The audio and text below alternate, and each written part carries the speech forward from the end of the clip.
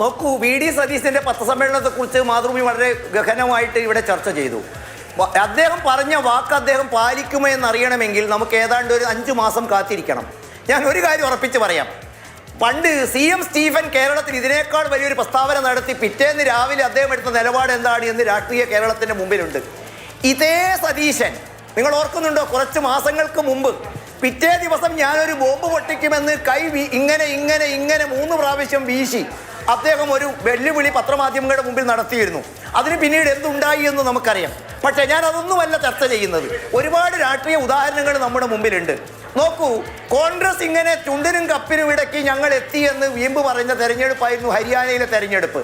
ഹരിയാനയിലെ തെരഞ്ഞെടുപ്പ് കഴിഞ്ഞ് ആഴ്ചകൾ കഴിഞ്ഞപ്പോൾ എന്താണ് ഉണ്ടായത്, വോട്ടെണ്ണുന്ന സമയത്ത് എന്താണ് സംഭവിച്ചതെന്ന് നമുക്കറിയാമല്ലോ. ത്രിപുരയിൽ ഇതേ സംഭവമായിരുന്നു. ത്രിപുരയിൽ 3-ാം സ്ഥാനത്തോ ദുർബലമായിരുന്ന BJP, 2-ാം സ്ഥാനത്തേക്ക് കുതിക്കുമെന്ന് പ്രതീക്ഷിച്ച CPM. പക്ഷെ അവിടെയും എത്തിയത് എന്താണ്?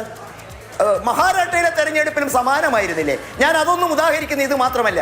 എവിടെയാണോ Bharatiya Janata party 20% vote share മറികടന്നത്, ആ സംസ്ഥാനങ്ങളിലൊക്കെ ഭാരതീയ ജനതാ പാർട്ടി അധികാരത്തിലെത്തിയ ചരിത്രമാണ് ഭാരതത്തിലെ സമീപകാല തെരഞ്ഞെടുപ്പുകൾ നൽകുന്നത്. ആ തെരഞ്ഞെടുപ്പ് വെച്ച് ഞാൻ പറയുന്നു, ഇത് ഞങ്ങളെ സംബന്ധിച്ചിടത്തോളം ഒരു ദീർഘകാല പദ്ധതിക്ക് മുന്നിലുള്ള ഹ്രസ്വകാല മുന്നൊരുക്കമായിരുന്നു.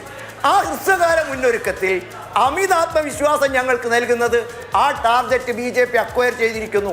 പ്രധാനമന്ത്രിയും അമിത്ഷായുടെ നേതൃത്വത്തിലും നിയന്ത്രണത്തിലുമാണ്, ഞാൻ അഭിമാനത്തോടെ പറയും, ഈ തെരഞ്ഞെടുപ്പിനെ ഭാരതീയ ജനതാ പാർട്ടി നേരിട്ടത്. എന്തുകൊണ്ട് തിരുവനന്തപുരത്ത് LDFിനെതിരായുള്ള വികാരം UDFിന് അനുകൂലമായില്ല എന്ന് നമ്മൾ ചിന്തിക്കേണ്ടേ? കോട്ടകൾ നിരവധി തകർത്തില്ലേ?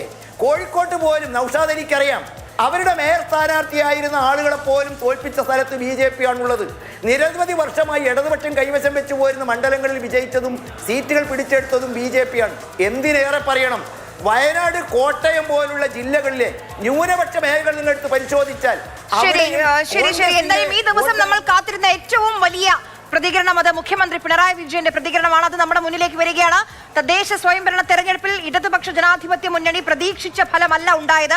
സംസ്ഥാനത്താകെ മികച്ച വിജയം പ്രതീക്ഷിച്ചിരുന്നു, പക്ഷേ ആ മുന്നേറ്റം ഉണ്ടാക്കാൻ കഴിഞ്ഞില്ല. ഇതിന്റെ കാരണങ്ങൾ വിശദമായി പരിശോധിച്ച് ആവശ്യമായ തിരുത്തലുകൾ വരുത്തി മുന്നോട്ട് പോകുമെന്നുള്ളതാണ് ആദ്യത്തെ പ്രതികരണം. തലസ്ഥാന നഗരത്തിൽ NDA മേൽക്കൈ നേടാനായതും തെരഞ്ഞെടുപ്പ് പ്രചാരണത്തിൽ വർഗീയതയുടെ സ്വാധീനം ഉണ്ടായതും മതനിരപേക്ഷതയിൽ വിശ്വസിക്കുന്നവരെ ആശങ്കപ്പെടുത്തുന്നതാണെന്നും പിണറായി വിജയൻ പറയുന്നു.